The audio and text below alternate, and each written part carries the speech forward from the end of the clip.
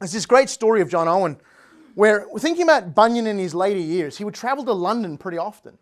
And the stories were, again, verifiable stories that he would literally stop traffic in London. If he was on a street corner preaching, all the horses and the carts and the foot traffic would just stand still. He could jam traffic in London for an hour preaching the gospel.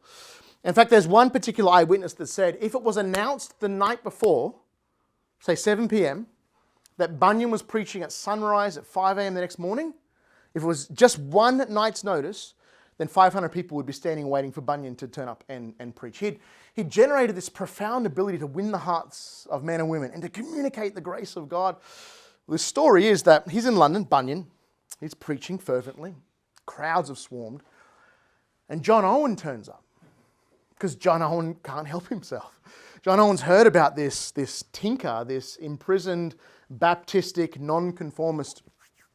And John Owen goes and hears Bunyan preach, and he's just deeply impressed. And the next day, he's in court because he often spent time at court. He'd preach for the king. He engaged in chaplain-type affairs with the Parliament. And the next day, Charles II sees him in court, and Charles II says, "Owen!" Now, it's a pretty jarring thing when the king calls you out in the middle of court. Owen stands at attention. "Yes, Your Highness." The king says, "I've heard that yesterday you were down in the muck and the mire of the streets of London hearing a tinker preach.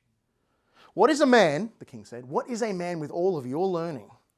Now, you've got to remember, John Owen didn't just go to Oxford. He ran Oxford.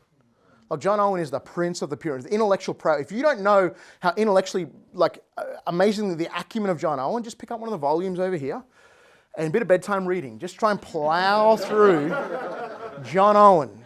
Good luck. So the king says, "What is a man with all of your learning and acumen doing going and listening to the uneducated tinker preach?"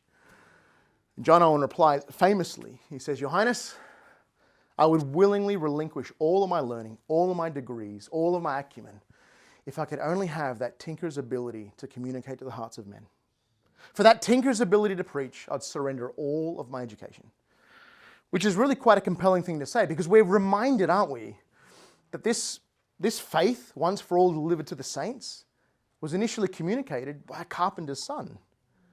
And these initial apostles and disciples and evangelists of that carpenter's son were generally fairly poor and men of low means. And sometimes we can kind of get caught up in if we were smarter, more educated, if we had more programs, more money, more resources. We forget the fact that the gospel is conveyed through its heralding, faithful, unflinching heralding of the gospel of Christ.